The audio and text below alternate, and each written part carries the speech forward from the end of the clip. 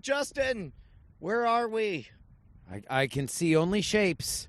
Yes, I can feel the heat. Are we in hell? No, We because died, though. I We can feel died. I can feel the wind, which means we're in heaven or Or I don't know what happens or with windy other hell? windy hell. Because I feel the heat. I see flames. I hear. I can hold on. Let me do some expert Foley work here. Yeah. The natural fires in Austin are quite hot. Oh my God, my face! My face! Sorry, I was That doing was the my other David, side no, of the yeah, Foley. but David Attenborough has to explain that fire is hot. Oh, for okay. this. I dude. was explaining that my face was on fire. Oh, God damn it. We're in purgatory, bro.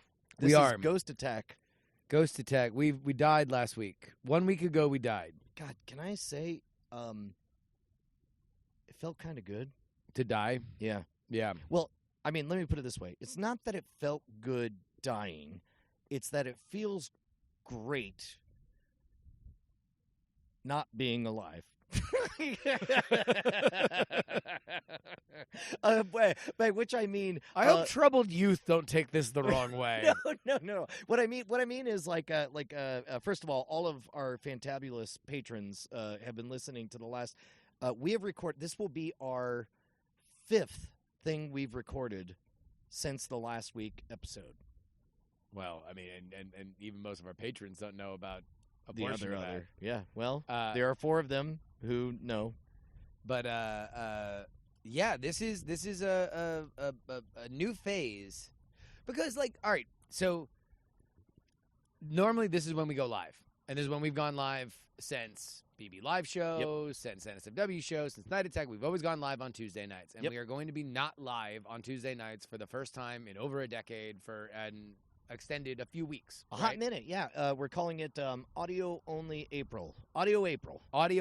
And so the goal of this is just to try out some vibes. Try out what's going on. So right now we're recording outside. There's a fire. We're on the Brushwood property, the puppy as it were. Yeah. Last couple of recordings have been on the stoop. For the first time ever, we provided exclusive content to the Force Horse Boys. I like that. They have mind Why are you control plugging powers. this? You plugged the horse boy thing twice when there's only 4 Oh, no, and we limit it. I want everybody to be jealous. Like that's what they're paying for by being horse boys. Yeah. Is the whole world knows they have it, and the whole world knows that if they ask real nice, they can get it. But horse boys, change your email because you're gonna get them requests. People are gonna be asking. It's so much fun to just speak completely unfettered. Yeah. Because when we do those, like we're talking as though those 4 people are right there with us, and we're able to speculate wildly without being held to account on whatever it is we're thinking about doing. I think that's the same for the other Patreon stuff and this right now. Like the vibe that we've kind of cultivated is one of us just sort of hanging. This is like the most just BSing that we've done in a really long time. Which brings me to something that I've been holding. Oh my God, you're holding? This is Texas. I almost got into a fight with my wife today. Uh-oh. You know this? Well, that part. This is Texas. I almost got into a fight with my wife because I'm in the middle of recording an episode for PX3. Yeah. And she sends me a terse text message. You ever get a text message from your wife? Terse text. And you TT. know, even though there's no context on a text message, you know. You feel them vibes. Yes. You're like, all right. You've got vibes on a text message before, right? I have mistaken the vibes before. For example, today I got all caps Brian. All caps again. Brian? Exclamation point. Yeah. Turns out Bonnie got me a vaccination shot tomorrow. Hey, but you thought you were in trouble. Yes, I thought I was having a TT, a terse text. The terse text I get is, your groceries are here. Okay. All right. Now, I know that I haven't ordered groceries. Uh-oh. So I have no idea what the hell's going on. I then come down and my wife's just setting stuff up because we're still unpacking and everything. All I want to do is treat this like a game show quiz and guess what groceries are. Like, oh no, don't worry, we're getting there. Okay. I walk around the kitchen and I can't see like a bunch of groceries laid out. I wouldn't know what they were, and apparently why they were mine. Right. If they weren't just somebody else's. So I finally find her, and I'm like, "Hey, what was up with the groceries?" She's like, "Well, they're there for you," and I'm like, "What are you talking about?" She's like, "You didn't see them in the fridge?" I open up the fridge, and we got a decent fridge now. Yeah. 3/4 of the bottommost layer of the fridge, from the very back to the very front, Yeah. White Claws. Oh, Jesus Christ. Oh, did somebody dox you and already send you White Claws? I'm looking over at Corey, who is vehemently shaking his Not head me. no. This is what I want to get to. You didn't realize this was an accusation. Did you send me White Claws, you dirty son of a bitch? I hope 'Cause I by passed the way, the test, Your it was Honor. only that. And then she's like, "Oh, by the way, that was half of it. The other half is in the pantry." Wow. There's so many White Claws. Now I know that you definitely didn't do it because now because- you know. Well, no, now I know because as soon as it became White Claws and you knew that it was something that was funny, Brian's eyes immediately went to Corey just to see whether or not Corey did a thing that he did not inform Brian about, because nothing gets done unless Corey's doing it these days. Also, what's funny is like I had the thought like, no, wait, ask, were they all lime? Because that's the only way I would do that is if I just sent you just so many lime only White Claws. all different colors of the White Claw rainbow, which means we now have a Right. legit mystery on our hands. Because there were two people that I think would have my What address. about the previous tenant? Maybe they were severe alcoholics. I just found out that the man of the house was a reverend. Oh, did you? Yeah, Well, so he certainly had a white collar. but so not a maybe he White also Claw. had White Claw addiction. No, this is a legit mystery now, because the only two people that I would imagine doing it were you Yep. and Corey. Katie Dirks. Oh. Who we stayed with on the way here, and we drank White Claws there. So I was like, "Oh, okay. Well, this might be a funny thing that she thought it would be our housewarming present to get us a bunch of White Claws." I text her, and she's like, "Absolutely not." Although now I'm pissed at myself for not doing it. So we. Okay, first of all, Corey, first thing, as soon as we're done recording, I have to make a call to Katie Dirks and get my credit card ready. Okay? We're going to buy so many White Claws. And send them to her? No, Jesus, no. Yeah, no, So you are swearing now under the fate you know of our there's new one ghost thing I don't fuck purgatory around with. is the pinky promise. That's right. We've always done it holding- virtually. I'm holding up this pinky. I am now Motherfucker. reaching out Mm, a pinky promise. No, and almost certainly if it was me, I would at least make sure. Like, that's the weird thing about White Claw is there's 75 flavors, and Yeah. I only like one of them.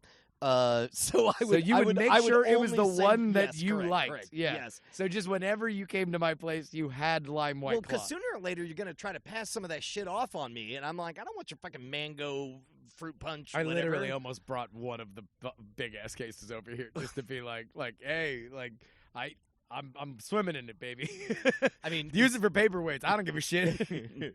well, I'm glad you didn't because there's only one flavor I like out of the whole bunch. Brian is just like the cartoon character that takes like one slice of cake and then eats the rest of the cake, but Yeah. instead for Brian, he just takes the rest of the cake and dumps it in the trash. Oh, It's just you know one what? sliver is Actually, just hold on. four This cans is of how lime you White could Claw, and bust the me. rest of it goes in the trash. You go home with a spyglass, and you're like, after careful deduction, I've noticed it's not what's here, it's what's not here. Notice 3 different flavors. They come in packs of 4. Which flavor is missing?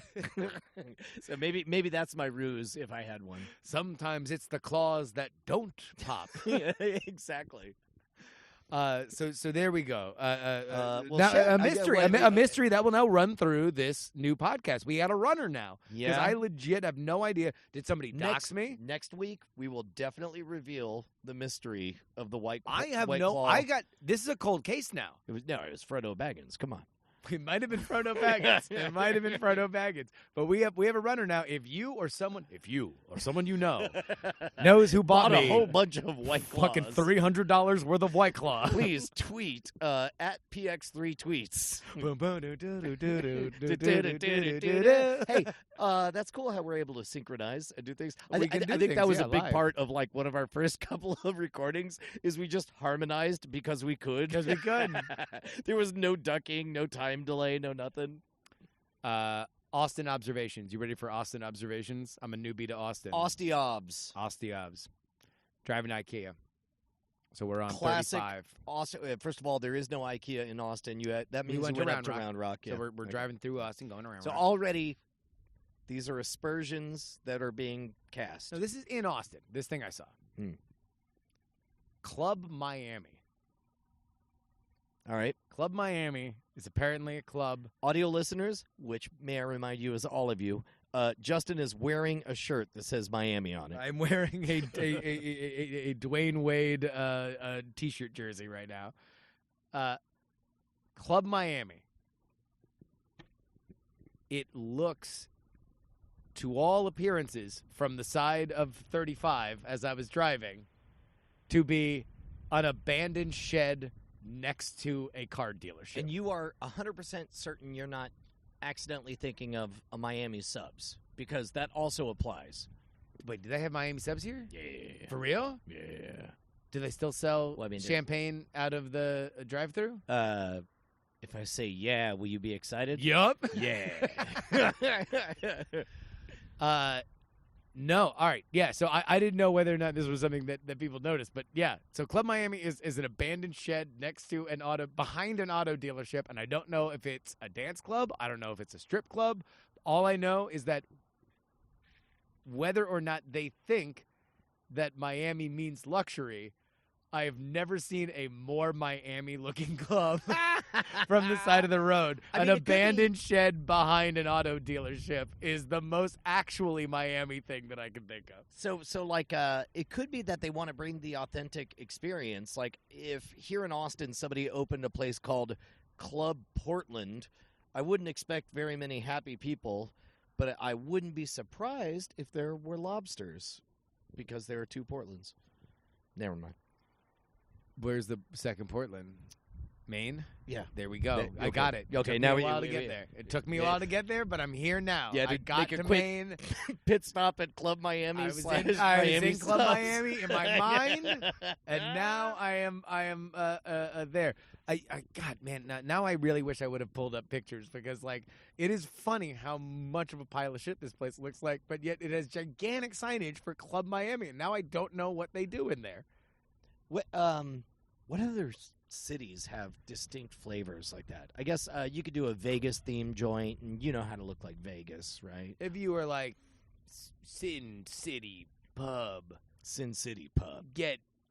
have our Paris nachos and All our and, shits and our themed, Rome not on cheese yeah, sticks. not on the.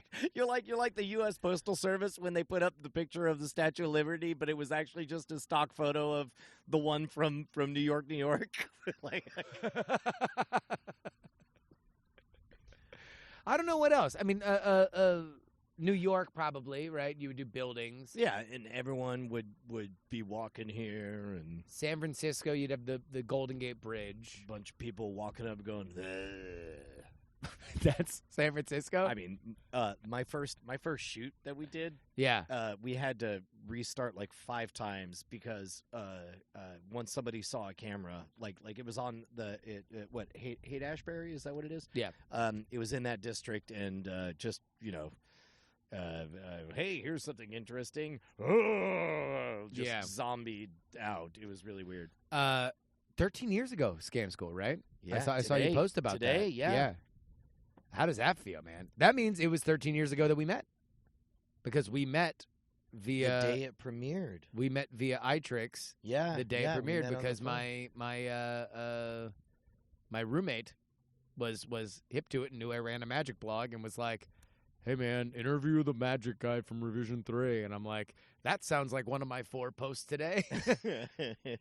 No, man, it's a real trip, especially knowing what a journey everything's gone, and especially with that property, it's kind of it's trying on some different metamorphosis phases in the middle of an a apocalypse and all that stuff. lot of primordial ooze happening right now. Oh, it's great. Yeah, I mean, right? to be honest, it's I don't know. You feel a bit teenagery knowing that on the one hand, it's cool to feel like anything's possible. On the other hand, anything being possible is code for being unemployed. Like It is. like you don't see people in the 4th season of Mythbusters saying, "Well, I just feel like anything's possible now. Finally." It's like, no, you're gonna fucking ride this train, and you're gonna be locked in with contracts and deadbolts, and yeah. It is amazing that.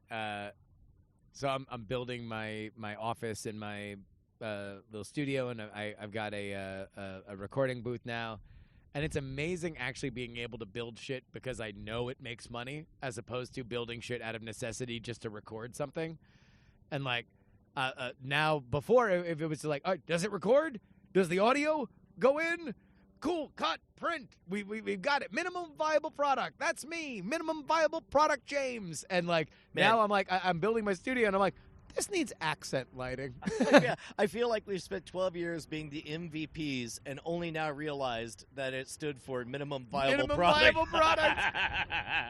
Maybe that should be the name of the next show, MVPs. Minimum viable product.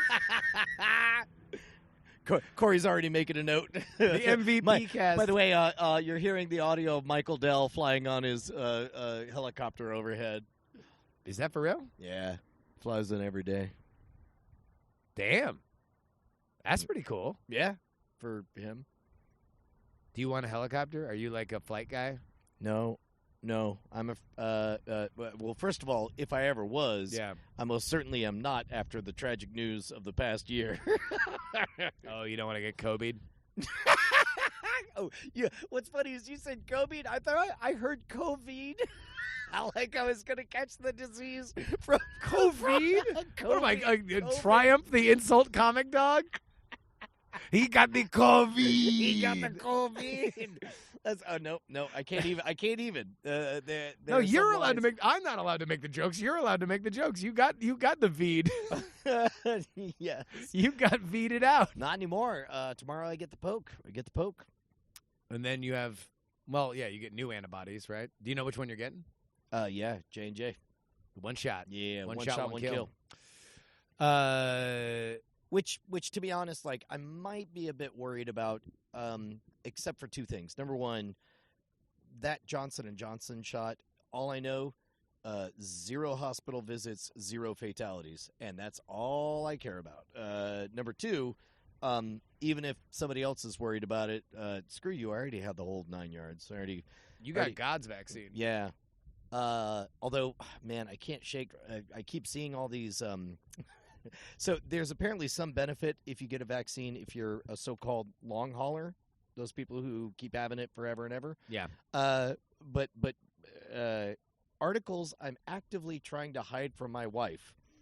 Ones that say, you heard about the people who literally went schizophrenic after catching COVID, right? Because it penetrates the blood-brain barrier. Have you heard about this? No. Okay.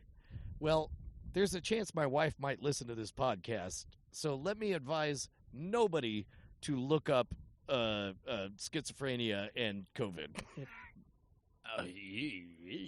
Because apparently that's a real thing. But you didn't hear it here because we're ghosts.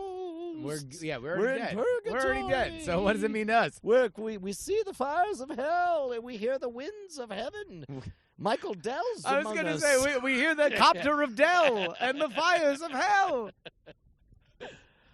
Oh. We read the magazine of L. We're heroes on a half shell. Avoid the smell. Said Sebastian to Bell. I can keep going all day long, motherfucker. So, how's it? Not even a week yet, huh? No, I got here on Thursday. No, yeah, Thursday. Thursday night I got here. And so we are not even a week. Y'all were not screwing around. I don't think I'm talking out of school when I say, like, Thursday you showed up, and you're like, cool place, let's podcast. And we sat on a stoop and did a podcast. Yeah. Patrons heard it. I came back the very next day. That shit looked like a home. Yeah. Like, it was unreal how fast that changed.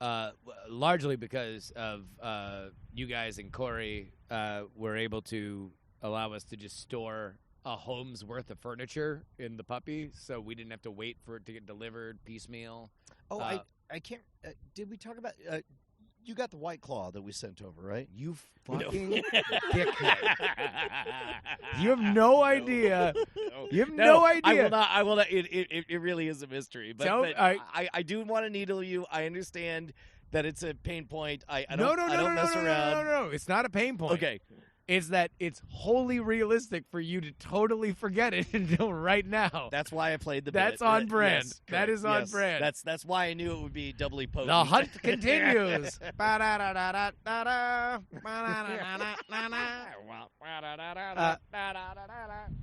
Yeah, dude. Things I've. All right, more Austin observations. Obs. Juice Land. Oh, Jesus. Where are we at on Juice Land? There's They're a all lot of high. them. They're all high all the time. Everyone out of Juice Land is high? Yes. Bonnie goes to Juice Land, and I get Juice Land Tales. It's like Doo-Doo did Donnie Darko had like a crappy movie with The Rock afterwards. Something Yes. Tales. Southland Tales. Yeah. Yeah. So she comes back and she's all like, just every day. It's like every time I walk in, the guy is just like, you're like, what's your name? And my name's Bonnie. And he says, Bonnie. Beautiful, beautiful, beautiful Bonnie. Bonnie. Bonnie Bonita. Beautiful Bonnie. Well, at least I know where the plug is. Just roll up to Juice Land and just be like, here's $200. I need one coffee. Do you have anything stronger than kale? Question eyebrow raise. There's a lot of them. It seems like not quite a Dunkin' Donuts in Massachusetts level penetration for Juice Land, but it feels like every Yeah, I place can't- that I pulled into to get like Office Depot or Target or Walmart or whatever, like there's a Juice Land in the corner. Yeah, not my bag. Not my bag. What do they? They blend shit. You They could do? say like, I want an orange, A green juice? kale, diamond, rock salt, Earl Grey. Yeah. You know blood diamonds are extra. Yes, I'll pay. It's like Well, guac at like- Chipotle. These are phosphine grown. They're much shit. Now all of a sudden, I really wish I knew how diamonds were grown. I think it's like propane or something. Sure, yeah. Yeah, whatever. If you know how diamonds are grown, if you or someone you love know how diamonds are Has been grown, growing diamonds. then please.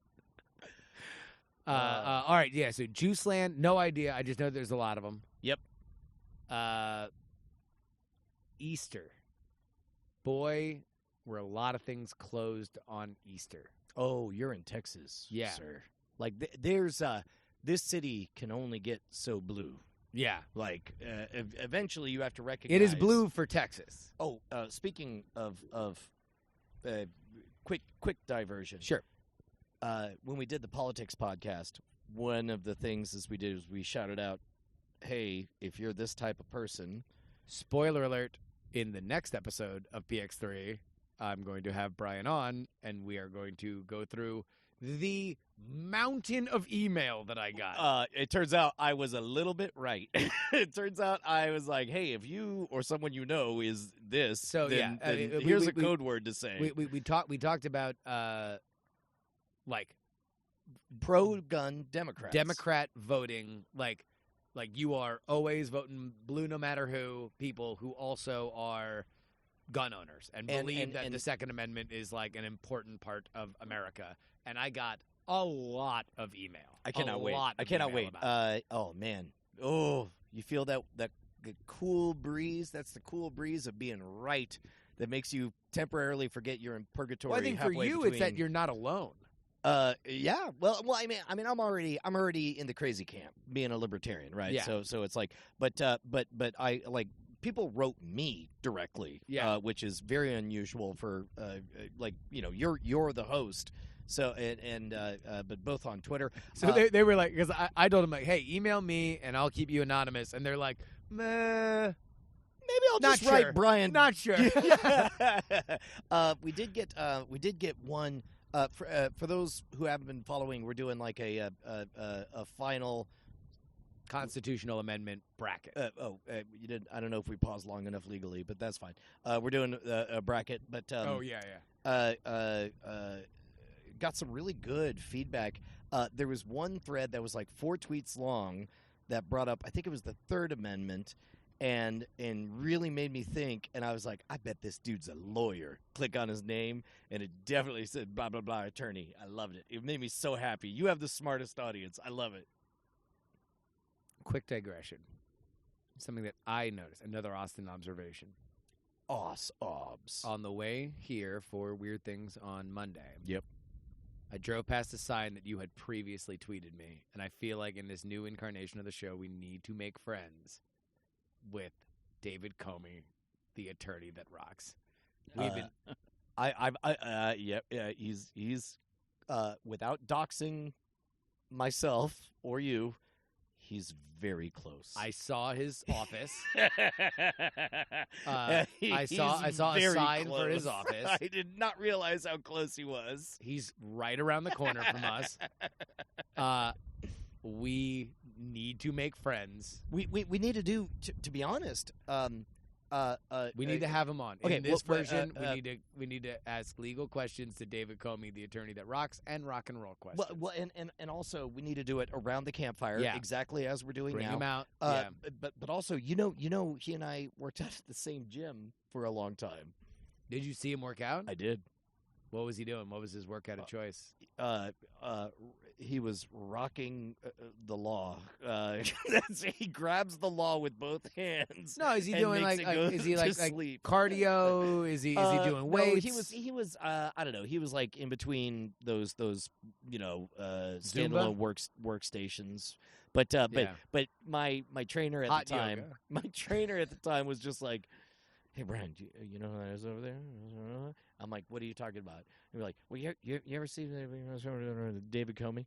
I was like, "You mean the attorney that rocks?" And she goes, "Shh, shh." And I was like, "What's wrong?" We talk about him all the time on my show. Night the Attack. rock. You'll disturb. He's rocking right now. And you're like, it was like, he's here all the time. He looks like, and, head tilt over. And Yeah. I look at him like, yeah, dude, that's the attorney that rocks. The attorney with rock hard abs, more like yeah, it. dude. Wearing Under Armour. He'd look great. Dude. That would be pretty great. I would actually love that. No, we got to do it. That is, I'm putting that out into the world. We got to have, we got to build out a new stable of characters. Yep. On this show, and Yep. I really would love for one of them, somebody that we have on a good relationship. So whenever we have a legal question, we can. He's just our text- official. Yes, Oh my God. and just be Okay, like, cool, let's go to Comey on this. Okay, you're right. So how do you approach an attorney who rocks though? It's say, not look, like we could go we're- up and play we- a G chord and we impress do- him. Like maybe we hire Mike TV. We show him outside and we write Tenacious D style. We're like, we need an attorney to join us here upon our newest show. We're dead and gone, and that's why we're ghosts, and that part really blows. Will you be our attorney, the attorney that rocks? Your name, David Comey. I'm just ripping on. I'm doing a Weird Al of Tenacious of the Tenacious history D. of Yeah. No, Right. I feel like he only Let's workshop communicates. I feel like he only communicates through like rocking. Stratocaster shredding. Like, so you just like, you can only like excuse me, we'd like to do an interview with you on the show, and he's like, oh, I'm very busy, and it's like, well, before you kick us out.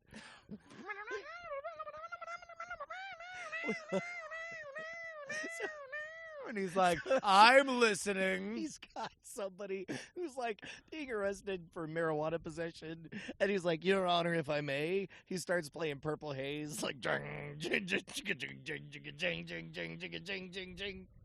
And it's like somebody gets arrested for hate speech, and he's like, if I may, Your Honor." Boo doo doo doo doo doo. Boo doo doo doo doo doo. Oh, there we go. There we go. Yeah. Star Spangled Banner. I was wondering what musical accompaniment you wanted to do for hate speech. I mean, Francis Scott Key, man, that dude hated people, Oh man, big time. mostly himself. France. Yeah, I mean that was a major. He used key. to call himself Francie Pants. And he used to look in the mirror and he would slap his own face and he'd go like, "What's wrong, Francie Pants? Why do you gotta be such a Can't write a baby?" song. Can't write a song. Francie Pants. Oh, it's a poem, is it? Well, they'll put it to music anyway, Francie Pants. Slap, slap, slap. Why you hitting yourself, Francie Pants? Hand on his shoulder, turns around, it's David Comey. He's weeping. I've He's traveled back in time. I do 3 things. I'm a lawyer who rocks. That's one thing. I work out and I travel through time, giving self-confidence to major historical figures. Thank you, David Comey. And my self-confidence was still there. Oh, Say, say does does that that billboard Yeah. still say David Comey, the attorney that rocks, represents you and also me. And then Comey says, "Workshop that." Yeah, all right, and then damn it. zaps into. There was definitely a the- moment I was looking for harmony. I saw you were still inhaling from the cigar. I was like, well, this isn't happening. Well, God, no. I think we should figure out a Comey thing. So man. I'm almost certain I tricked you into swimming in Barton Springs once, but that was a long time ago. I don't believe I have. No kidding? No, yeah. Oh my God. I It's mean- going to be great. There's going to be 100-degree days, and that thing stays 70 degrees all year round. And everyone complains that it's so cold, but when it's 103, it's pretty good. Gonna A lot want of good people Gonna watching want that, too. Gonna want that Barton Springs. No, I mean I don't think I've ever vacationed here. Like I've never done things for pleasure here beyond 6th Street and drink because we had a show 2 blocks away. Like It's always that's- been high intensity. Well, I You're just in, always you're had out. stuff Yeah, to yeah. do. Like either I was working with other stuff or I was here for, some level of business, even if it was just BSing with you. Are all of the secret things that were set up or written into the Go game for Austin still here? Like, could you walk around and point them out? I'd have to look them up, but Theoretically, no, the idea of the Go game was always that you didn't set anything up yourself. it was always just there. You found things that were hard to notice or people would normally overlook. Like, here's a clue. You need legal advice, you cock. Find an attorney. Who rocks?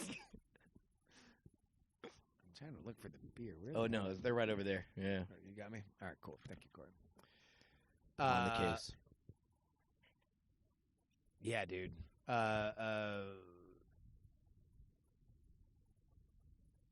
This right now is a thing Thank you. that we could never do in any incarnation of the show ever. Like, just now we experienced what I estimate to be about 5 seconds of comfortable silence. And it really felt comfortable. It did. Because you're not- I dialed in on, whatever grasshoppers buzzing over there and the fire and I heard the wind chimes and I felt like I don't think we're taking anything away from anyone by letting all of us kind of sit with this moment. You And know what I think mean? This is what I don't know what level of the new show has this element. I want at least a portion of it to, mostly because I think what is now unlocked to us is both the high and the low, right? Like the high end is something more polished, something more built out in the studio. That Something really... electric, on fire, in Exactly. the moment. Like, I can't believe this is happening. I think it's as though we're both addicted to meth and weed. Two great tastes that taste great together. Or separate. They both taste great separately. We just need to separate the two. Well, one step at a time. The first step is admitting you have a problem. But yeah, stuff like Flint Flossie. Shout out to Floss and the turquoise Jeep. But he was on the Instagram comments and was like, "Oh, like that. All your shit looks great. Congratulations on moving in." And I was like, Floss, let's figure out a time for you to come down to Austin because we're now going to be able to do live music again on the show, in whatever the show is. We're going to have the space. We're going to have everything that we had at NSFW show. We're going to have there. everything we used to have, and also permission. It'll be even better. I know, yeah. They didn't have permission for me to make their set look like the best thing that it's ever looked like. But yeah, I mean, I think, and that's the high, but also there's the low, and it's this. It's this ability for us to just kind of do, shocker, a podcast where two friends sit in the same area and talk to each other. Well, and I wonder, I don't know. I assume people will contact us and let us know what they think, and I assume some people are going to be like, finally. You know, my favorite parts were always the after show. Yeah. The amped up energy was always too much for me. Just hearing two guys next to a campfire who may or may not be dead in purgatory. Yes. Ghost Attack is the thing I've always wanted. And other people will be all like, hey guys, I understand that you're ghosts now, but I can't wait for you to possess a corporeal body. Let's hope it's one that's highly controversial. Hooray, incoming... Gonna stop talking because everything that just popped in my head. I'm so fascinated with what controversial body you want us to inhabit, like the Frighteners. I mean, shall we list them? I'd like you to listen. You know what? I can't list them. However, my attorney can. David Comey, the attorney that rocks.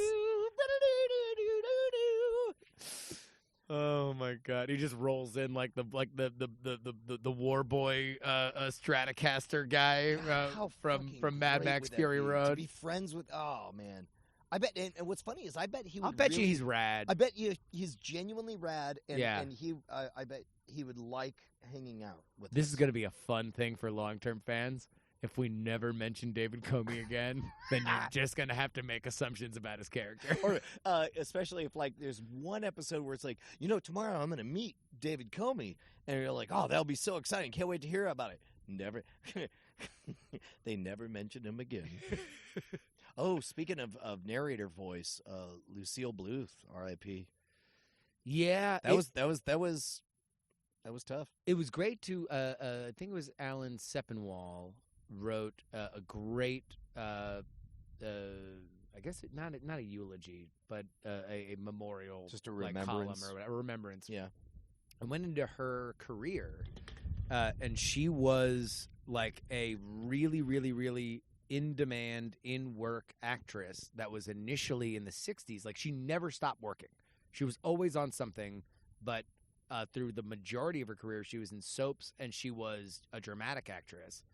And then started to trickle into, comedy.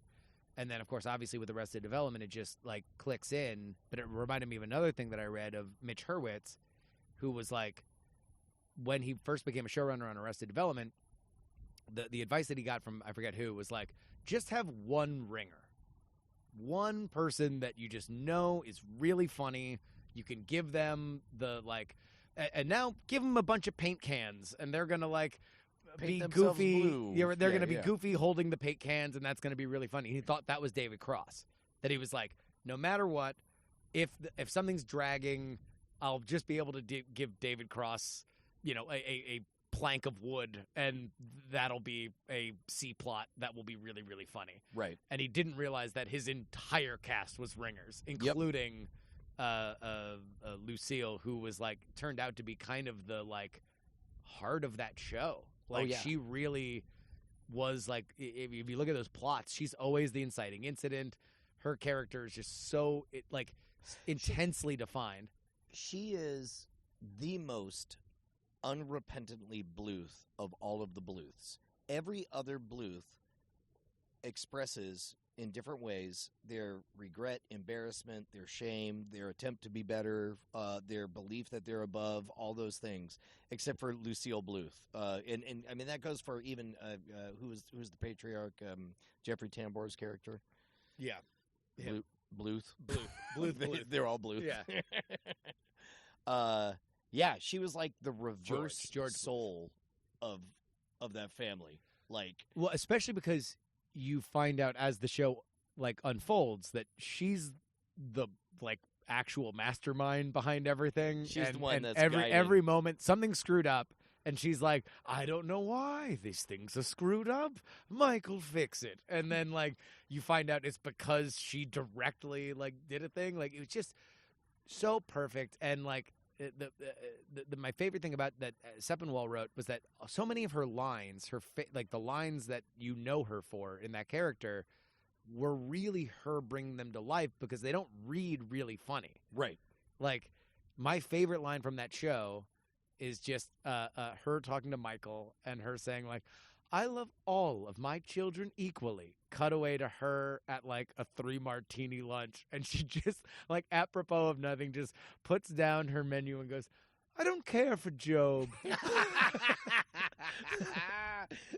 And it's just like that on the page is not really all that funny, but the way that you can just like, because I swear you probably watch that back and I'm reading into the motivations of her just in a conversation about the weather. It's just like, my middle son's bad or my eldest son is bad. There's a similar moment where, oh man, it's another restaurant moment where she asks for a whatever dish and they say blah de blah or whatever style, and she goes, just no hesitation. I don't understand the question and I'll not respond to it. It's just so good. But yeah, no. So for in honor of and now I'm gonna, Corey, can you look up Lucille Bluth's name so we don't? We should know her name. Yeah, we know her name, but. I give everybody permission to have a winky-eyed alcohol suggestion, which is another. That's just a great line. I do love how many of those. She mistook the drowsy-eyed warning for a winky-eyed alcohol suggestion. Jessica Walter. Jessica Walter. My goodness, what a treasure! And then basically got to play the super competent version of that character on Archer. Yeah. Yeah. Which I do love how much of Lucille Bluth has just infected the rest of reality, because like I caught Bonnie, like if you tried to pin her down, I think she would confess to not being 100% certain of where she knows it from, but I definitely heard her say to one of the kids like, it's a banana penny. How much can it cost? $10. Like she knew to quote it, even if she didn't know the exact why. God, yeah. That's my. When you were on the road, did you have? Well, you always split Comfort rooms. Oh no. My comfort watch was Mr. Show episodes. And, Mr. Show. And before it came back on the air, weirdly, Family Guy. Because there was a lot of people don't remember, there was Family Guy went like what, 1 season, 2 seasons, and then died, full on died so hard that it was a big deal when 3 years later they made 3 movie episodes out of like 3 episodes apiece and put them on Comedy Central, I think, or something, or Adult Swim, or I forget Adult what it Swim was. started syndicating it, but it was the DVD sales because I was in college at the time, and that was what DVDs were exploding, and all these college kids, like me and my friends were buying Family Guy DVDs because it was like, oh my god, this is hilarious. And then and it ran for 1 billion years with 6 different spin-offs, and Right. Seth MacFarlane became the richest man on earth. question. And by the way, Seth MacFarlane, please contact our attorney, David Comey, if you would like to join us on the show. Yeah. Direct all guest inquiries to Correspondence David Comey. Comey, the Yeah. attorney that rocks. Looking back on it, I think I was more just amazed that ever and it only became more electric after it died, where I'm like, they put this on prime time, and I couldn't get past that. It was amazing. Is it still on Sundays? It's Oh, in that yeah, animation no, block it's in that after football, right? forever flash frozen, robot animatronic version of itself that Simpsons is in? Oh yeah. Like, I mean, I'm not. Yeah. I think it's not human anymore. He's more rocker than attorney.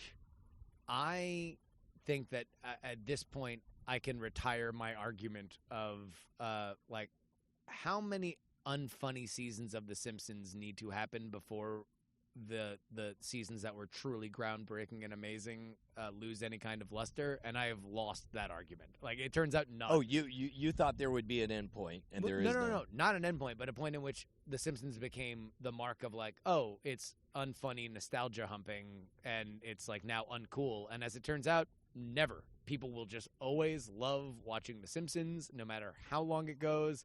And I guess now as I get older and think about my own franchises that I hope last forever, I'm like, good for them. Good for everybody involved. Good for Matt Groening, R.I.P. Sam Simon. Just I'm glad that everybody gets to work. All those poor Harvard grads now get to make really they truly stupid do get to Millhouse jokes. lampoon the entire nation. Yeah. And Family Guy the same way. Sure, keep making different spinoffs.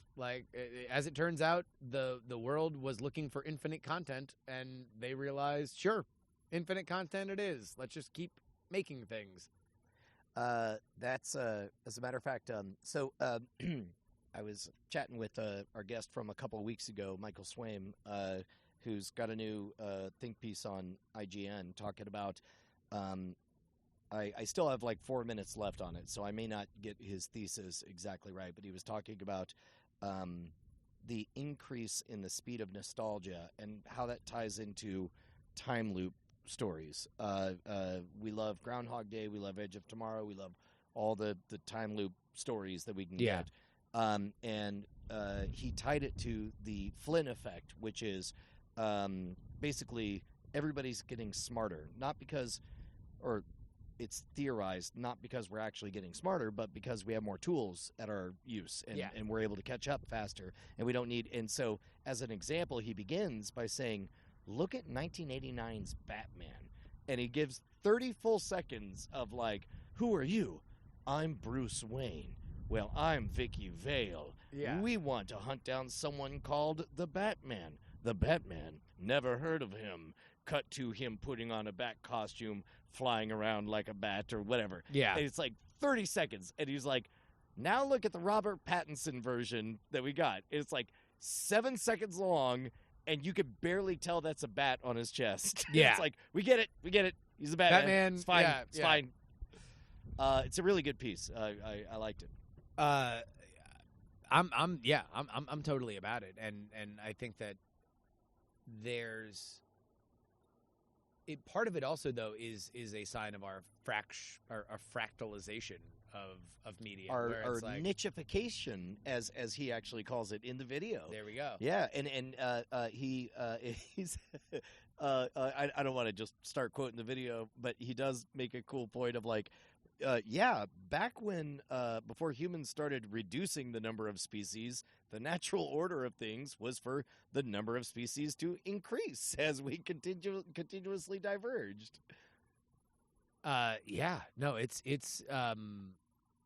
It's fascinating to see. I remember I was thinking, God damn, and now I can't remember the actual name of the song, but there was a song that I remember like downloading from Napster when I was still in high school, maybe even middle Gin school. and Juice by the Gourds. No, sorry, it was by Bare Naked Ladies. No, or, it was or by all the Ween. other. It was by Ween. Weird Al Yeah, Yankovic. it was by Weird Al You know, Yankovic. it was by Dynamite Hack. The 50 different bands that I Boy, downloaded. what a weird! I would love to. I would watch 2 hours of a documentary of how that song exploded under a billion different names. And just like Weezer, I saw it under Weezer. because like I kept downloading it, thinking like, oh my god, all these bands are covering Gin and Juice, and it was just like the same opening riff, and I'm like, oh no, it's the same. That's the Gourds Austin original. 45 minutes downloading this song for this bullshit. I've been had yet again. I said while learning that I could jerk off. Also, what's happening to my wiener? So my penis is bizarre. The only thing that soothes me is another cover of Gin and Juice. More bluegrass. I still come instantly when bluegrass is. As soon as that mandolin hits, it's just ropes on ropes on ropes. No, but there was a song that mentioned Jean-Luc Picard. And I can't remember the song now, but I remember thinking at the time, I was immediately into it. It was a good song, but also it's like, holy shit, they mentioned like nerd stuff. And to think that at that point, it was the reason why I would go see any dumb comic book movie. It was the reason why, like, even though they all were garbage and sucked, like, I was just so excited that, like, oh, these stories that I like are now being recognized by, like, mass culture, what I presume to be mass culture. And now that's, like, everybody, you know, the Rock is, like, Nanu or whatever, like, right? You know, like or whatever the new version of nerd culture is. There's a temptation to feel like something was taken from quote unquote us nerds or whatever, but I don't know, man. Like Marvel Comics, there were good comics and bad comics, and so when I look at the MCU, there are good movies and bad movies, and now good TV shows and bad TV shows. Yeah, and it's like. Yeah, I can't begrudge the world that experience. They ain't got time to read comic books. Ain't nobody read comic book the funny papers no more. Yeah, I mean that's the whole, like, you know, my favorite band sold out shit, right? Where you're like oh, like I saw them when they were playing clubs and now they're playing arenas, and it's like, and again, I guess maybe that's age, and maybe that's you start putting yourself more in the position of the band and less of the position of the fan. There is sort of a I don't know, a weird funhouse mirror experience where it's like, let's say you catch for me, you know, it really was discovering Tenacious D in the very, very early days before anybody who knew Jack Black was or whatever. And another that might have been my defining Napster thing, and I think it was a surprise when we first realized this, but like, I didn't see the actual episodes of Tenacious D. You only heard the songs of the HBO series. Wow! Like it was years and years and years and years. I was just finding every Tenacious D song, and it was just rips from the HBO stuff. And so they would have things, you know, the preamble and then the end of like the song that would lead into the episode. But yeah, that's where, like, Jesus Ranch is on none of the albums. That's one of the weird ones. Like, it doesn't exist. Only only real fans know it because it makes no fucking sense otherwise. Yeah, and that was, you know, when we saw them live in Vegas and they played Jesus Ranch. Everyone was nuts. Yeah, and I was freaking out. And to be honest, I do not remember if everybody went nuts because you were too busy. I was freaking out and singing every lyric at the top of my lungs. And then at the end, I remember Jack Black saying, like, well, that was for 12 people. And I'm like, well, I look forward to meeting the 11 others. Well, so I suppose what I'm getting at is the Funhouse Mirror is like smash forward to there was some German festival. I kid you not. I had never seen more people on a live stream ever. Like, whatever this Coachella bastardization was, it was bonkers. Like, it looked to be easily 150, 200,000 people as far as the eye can see. And there's Tenacious D playing Kickapoo, and I'm like, yeah. the fuck is happening? And it's like, I'm happy for them in a general sense, but also like, man, I wish any of these folks knew what it was like to be there when, and of course, nobody knows this more than Dave Grohl, because that's how Dave Grohl came to fall into their orbit. Really? He just saw them, he just saw them literally doing open mic night at I don't know, maybe Whiskey a Go Go or some fucking hipster LA bullshit Largo, place. I think, was the place that really birthed. Like But- that was but- like Sarah Silverman and the Mr. Show guys, and He saw them in the wild, and at that moment pledged his, he bent the knee, and Yeah. and that's why they show up in the Learn to Fly video Was from that the still- Foo Fighters. I guess that was post Nirvana, pre Foo Fighters. No, it was post Foo. Post Foo Fighters. Yeah. Their HBO shit was 98, 99. So maybe it was early Foo Fighters, but they're in the video. Have you heard like the origin story on Foo Fighters? I probably have not heard whatever version you're about to tell me. So Dave Grohl was, post Nirvana. He's just sitting on a bunch of money. He decides to get the hell out of wherever he was living, and he's in Virginia. And he was just like, I've got these songs. I'm going to record everything myself, and did. And then, gave it to the record label and was like, hey, I don't know, like, if, like, this is a thing that you guys want, but this is what I did. But I was the guy that banged the drum for Nirvana. Exactly. Everybody knows Nirvana's sick drum beats, the ones that go thump, thump, Yeah. thump, thump. And then assembled the band, and the rest was history. Like that was just it. But it's again, that's something that I found really, really inspiring, because it just starts with like, no, somebody had a vision and then filled it out, and now Foo Fighters is like the modern, as close as we get to the Rolling Stones these days, because they're going to be doing yeah. festivals for Forever and ever. ever. Yeah. Well, and plus, it doesn't hurt that their sound already, like, they came out of the gates sounding vaguely like classic rock already. Like, he's got Yeah. an affinity for that 70s awesome sound. Which, by the way, kind of brings us back to Jessica Walters, where one of my favorite books that we've talked about in the past is called The Formula, where it's some academic trying to figure out, like, okay, in general, what do successful people tend to do? And one of the things that he pointed out is they tend to keep on going. And as an example, he points to Einstein. We tend to think of successful people as more like your Kurt Cobain stories, right? Where it's like, Yes. they out of nowhere, holy shit, nobody saw this coming, right? And Einstein had that with special relativity, general relativity, and all that. But he kept on showing up even after he had his greatest hits. And then eventually, one of the things that he came up with was, I'm trying to figure out this whole universe crap. I don't really have a word for it, so I'm just going to call this the cosmological constant. And then everyone shits all over it, and he's like, yeah, you know what? That was dumb. That was super dumb. It's literally the biggest mistake of my entire career.